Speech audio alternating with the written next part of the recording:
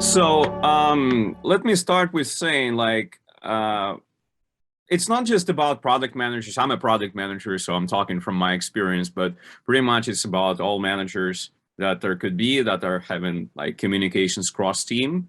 So it could be like marketeers, it could be like business analysts, it could be like whoever and so on and so forth.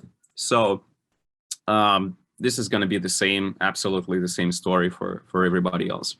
So a couple of things about myself. Yeah, just like you said, I'm a product manager at EPAM, and also I'm working at ProductCamp as a head of CIS, meaning that I'm helping product managers from Russia, from other CIS like Ukraine, Belarus, anywhere else like Kazakhstan, to understand where they are at in terms of global practices, like international approach to product management, and possibly continue their career abroad, like in the United States or any other multinational company. And I know what I'm talking about because I've been working in IT management since 2012. Even though I'm only 30 years old, I have a considerable experience already. I've been in product management since 2015, and I've been living in the United States for the last 5 years, working with such clients as Edward Jones. I'm not sure if you know this, it's a very big wealth management company. Chevron, everybody knows oil business. Pearson, this is education publisher, Equifax, and so on and so forth. As like you see this picture to the left, I've seen some things in my life which make me speak for my experience. So the presentation is not very long, and I'm just gonna try to give as many evidence, as many examples, as many content as possible. So please ask your questions in the chat box. I'm gonna be very happy to answer anything you got from me, guys. Okay, so well, first and foremost is language proficiency. I understand that when you hear language proficiency level of English, oh well, but no, everybody understands that. What is new? What is new that you said? Well, but it's not as obvious as you may think, and I'm going to give you a few examples. So the first thing is actually, apart from like just having good grammar or like knowing a lot of words in English language, there are some more kind of interesting nuances that also have to be addressed. It's, for example, it's pronunciation. And I'm not specifically talking about the accent, because everybody has accents, right?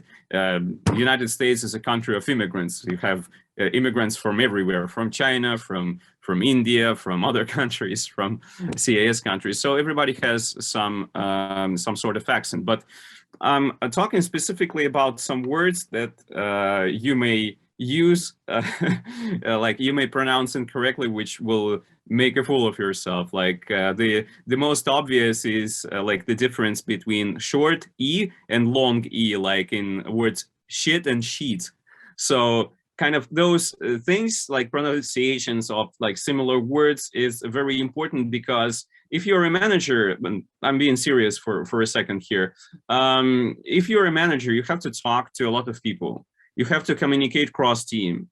And specifically employers in the United States are going to be looking for a person who can, even having like some sort of accent, like all of us do, convey what they want, convey what is being requested. So this is why pronunciation is important, because if there's going to be any ambiguity in how you're saying things, even though you're maybe using the right words, it is still very important to pronounce everything so everybody clearly understands what is needed. Intonation is another very important and interesting thing, because I know that in a bunch of languages, in a bunch of Slavic languages, for example, you may not have an intonation at all. You can speak this way all the time and everybody is going to understand you. But in English language, intonation is very important, because you highlight things like you're saying about like some specific challenge that you have to address, or some specific figure, specific number that is making sense in this conversation, and you have to highlight it with the intonation, like I'm doing right now. You probably, if you listen to me for a little bit of time, you may hear when I'm just making those emphasis. Another thing what is important is the intonation is kind of like live speech. we're human beings, we have emotions, right? We have something that we want to convey when we're talking. And intonation is a very clear way to say that I'm a living human being, I have emotions, I'm charismatic. And it actually, for English-speaking people, it is very helpful.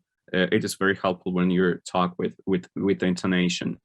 So to give you an example, intonation, as I said, may be different in different cultures.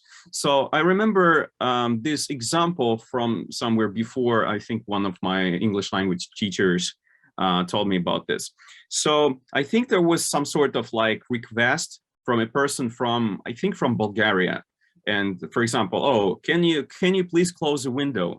And for that, the response was, yeah, sure. Like for an English-speaking ear, or for example, in Russia, it would sound like "да, сейчас." So for that, you're smiling, right? You understand what I mean. So for a Russian-speaking ear and for English-speaking ear, it would be like, why is he so angry? What did I say? I didn't say anything. But this is natural.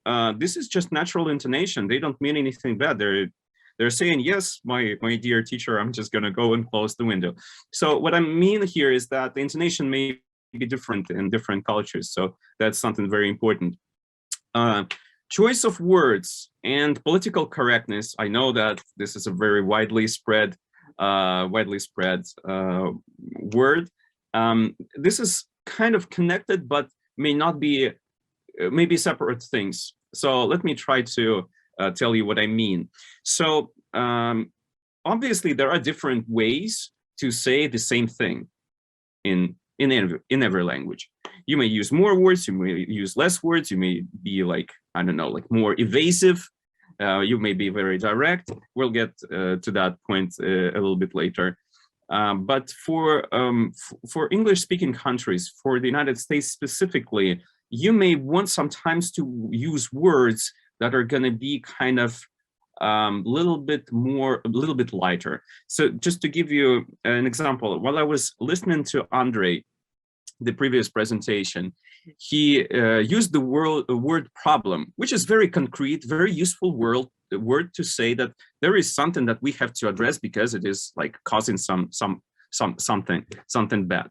However, in English-speaking countries, whenever we're in business environment, people would rather use the word challenge, because problem usually means that there is somebody who is responsible for that, and challenge is something like a little bit more objective. I think you know what I mean, right? So those are like kind of like more diplomatic ways to say about to talk about the same thing, and that comes with practice, with more kind of like understanding of the environment. Well, political correctness is kind of the same sort of thing, but still a little bit different, because you most probably know that in the United States, you have like some specific things about the human being that are protected by law, right? This is like religion, gender, it is like political, I don't know, your own political taste, and so on and so forth. So what political correctness actually means is that you have to be mindful, you have to be careful not to offend anybody because of, I don't know, their religion, their sexual orientation, something else. That's just this.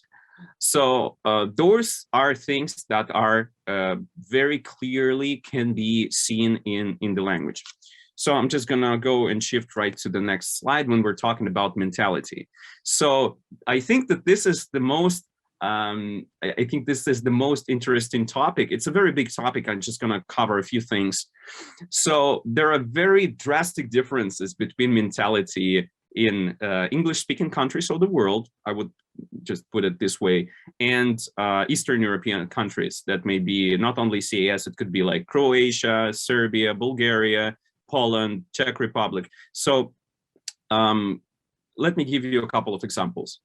By the way, I'm not saying that every country is the same. I'm just saying that it's kind of like, if you think about like that in a more general way, you would be able to separate those things more or less equally.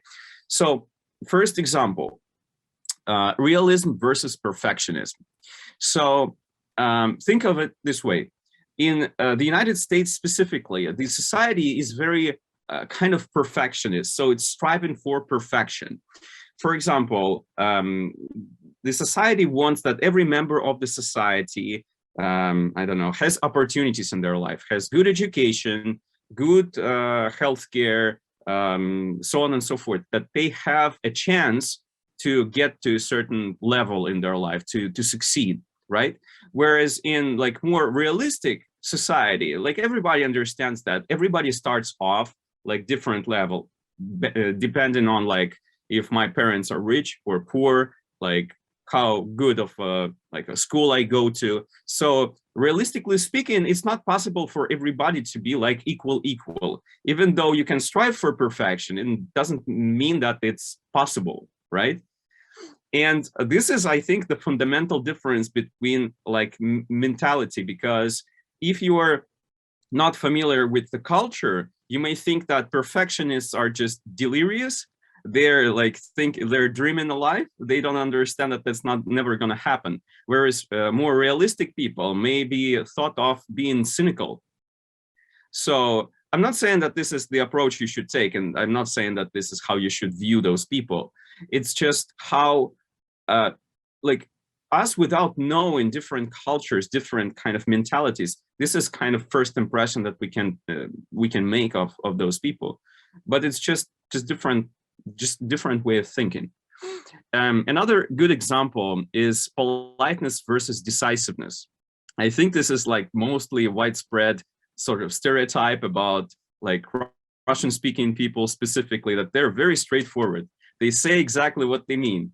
It's not only about Russians, right? It's also about German people. They say the same thing about German, that very precise. They are just say exactly what they mean. And why? Because they don't want to waste anybody's time. They want to be just to surely say what they mean without anything else that is not really important. Whereas Americans, English people, I know Italians are also this way. They're more polite, meaning that they may use more words. Would you be so kind to do this? Or do you think it would be a better way to do this? And so on and so forth. So they kind of, with this, they are trying to not offend you when they kind of may not agree with you. I know that in many countries, like, disagreement is okay. Like, okay, we have different opinions, we're all people, we don't have to agree. But in English-speaking countries, when you disagree with somebody, they may be a little bit offended. Also think about, I think the best example is feedback. When you share feedback, if you're too straightforward in saying like, oh, you got this wrong, this is a mistake, and so on and so forth, which is absolutely normal in Eastern European countries. If you say that in the United States, people will get offended because what? But I didn't know. I mean, they're gonna get really upset about that. So it's just different approaches. Also, just not to get too much time into this, being serious and being silly. I know that in a lot of Americans, there is an inner child, like always inner child when they're even grown up. So they're not afraid to be a little silly, to fool around, to have some fun, even at workplace, to kind of joke around too, which may be considered a little bit not serious from people from other cultures. But it's just kind of like the, more or less, I think it's kind of mentality / cultural side. And probably the last point here would be fatalism, meaning that I know that there is this concept of fatalism, that whatever you do, the result may not be connected with the process. And this is actually part of realism as well. So kind of realistically, the situation is that you can do this, but the result would be the contrary because of some external factors.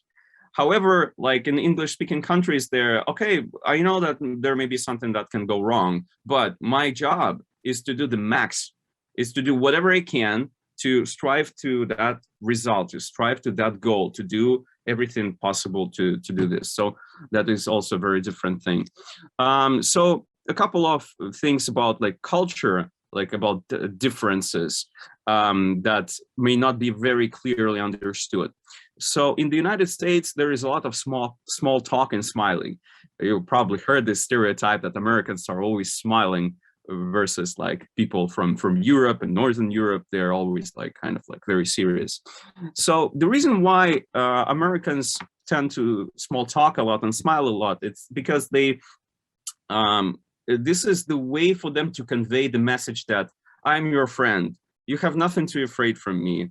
I want to be a friend with you. So this is the way for them to kind of show them that you can trust them and that they can trust you too. So they're going to expect that in return as well. And if they don't see that, they kind of may feel, oh, maybe he just or she just doesn't like me. So I was having, I'm going to tell you one quick story here. So I was working with a bunch of people, like they're American based, but they're also working with teams from Ukraine, from other countries. And once I think I was told, oh, Andre, I don't know what's going on with my solution architect. He's not smiling. He when I was trying to talk about like, oh, how did you spend your weekend? Whatever, like whoever, like Sergey, for example, how did you spend your weekend? And he said, oh, you know what? I would rather go and talk about our goal, about our topic for discussion. And this guy, he was, oh, what did I say? I didn't say anything wrong. I mean, why he's so angry at me? So they kind of get really upset about that. Very interesting thing that I realized not so long ago: yes versus no. So in Eastern European countries, when you say yes, you mean yes. And when you say no, you mean maybe, right? But in the United States, it's the other way around. It's when you say no, it's no. And when you say it's maybe. So for example, you are trying to sell a feature to your client, right? And you're saying, oh, Mr. Johnson, here is this feature. It's going to be really great. It's going to drive your kind of income or revenue like 5 times. And he says, oh, yeah, okay, yes, okay. That doesn't mean that he eventually is not going to change his mind. But it just means that for now, it makes sense to him. But he also wants to have some room for thought so that he can just decide, okay, this is definitely what we need. He can talk to somebody else. So kind of before a person says, I promise to you in the United States, they kind of give themselves some room to kind of, change their mind. And this is normal. I know that, honestly, just from my personal experience, when I just witnessed those things, when people say yes and then they're changing their mind, I was really disappointed. I was kind of, oh, but they give me their word, but they did not give me the word. They just said, okay, that makes sense for now, but then they kind of thought otherwise. So that's kind of a different approach. There should be different approach to our clients here. And last but not least is about hierarchy and authority. I know that in many countries, also in Asian countries, it's the same. Kind of hierarchy in the society and also like at workplace is very important. So like your boss is a person who you expect, who you respect and obey. And like if it is a CEO of the company, that's like somebody, like some deity, some god that is over there. Obviously I'm exaggerating it a little bit, but the premise is that there is like a very big distance between people, which is usually, I'm going to say that, usually not the same here. Just to give you an example, I have a boss at EPAM. We used to work, actually. He left the company a year ago. But even though he is like a millionaire, he's been working for much more years that I'm present on this planet. So he has huge experience. He has a really good title. We can, he says, Andre, you can call me anytime. We can talk about like different things on the phone. We can go have a beer and so on and so forth. So there is no big distance, even though like kind of our achievements in life are incomparable. So there is less distance because we're all human beings. We're all human beings and we're kind of like equal in terms of that we're the same in terms of law and in terms of society. So the question rises, okay, so if I want to have a career, if I want to start a career in the United States, what do I do with this? So the best bet for that would be is just try learning language as much as possible with the native speakers.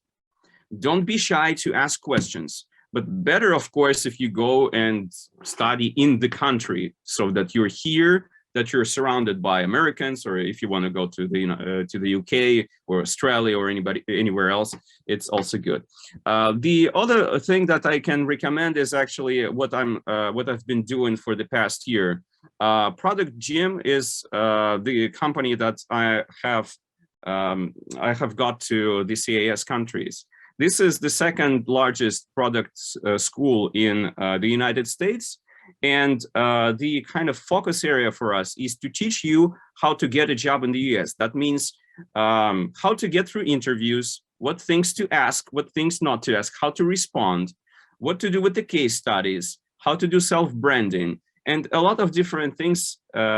Also, for example, how to create your resume. That is going to help you to accelerate your career and get offers.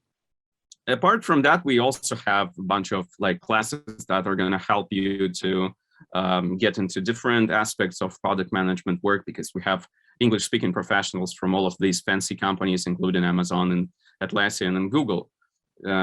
Plus to that, it's since it's all in English language only, you're going to get your level of English pretty high. So if you're interested, you know how to find me. My name is André Remati. It's very easy to find me by this name anywhere. I'm the only person with this name and last name. So yeah, let me know. I gave some room for questions, like around 8 minutes. So please feel free to ask me questions about anything that you found on those slides. Yeah, thank you for your lessons. That was very interesting, because a lot of details, and I think that you preparing very well, and thank you. You research a lot of information for that, because there is just exact. And the question is, the product you mentioned, it's perfect, but if you need something more, you're not in the US yet. Mm-hmm. You work in Europe or in Mm-hmm. Russia or somewhere, mm-hmm. and you're going to prepare for a job for the USA. So just you need to understand the details. You need to understand some maybe culture mentions, and something. And what do you think? Which is the best way to prepare? Listen music, or maybe some watch movies, or communicate with people, or what? Yeah, I think that everything would, my personal experience, I'm not a native speaker of English, as you may have understood already, I think. So the best bet is actually to try to surround you with English-speaking people, and hopefully it's like people who are native speakers of English as well, not immigrants. I'm not saying that they're not speaking English good, but I think it's just going to be more productive when you're around native speakers. You're gonna pick up more. And if you're like younger than me, like if you're in your 20s, or maybe even early, if you're just fresh off the school, try to do that more, because the younger you are, the easier it is to get into that language area. Also, I think what I meant by ProductCamp is that it specifically helps you to understand the business environment differences. So this is where it is helpful. Obviously, it's not going to help you with like English language if you don't know it at all. It's not going to help, but it's just going to help you understanding what the business culture of the United States is, how to respond on interviews, and so on and so forth. So it's also helpful. Apart from that, I think you brought up a couple of very good things. Watching movies in English, I know that it's very helpful. I've been doing that too. Try to do that actually with English subtitles. So for example, you're hearing something and you also see how it's written, how it's spelled. So it's really important practice. But yeah, just try to speak as much as you can. That's really helpful. Good idea. Okay, thank you so much. That was very, very interesting. Because that's always a problem when you're trying to connect with people. There is some mistake which could be disaster for some people, but you didn't want to do anything special, but there is something like this. Yeah, absolutely. Okay, thank you so much.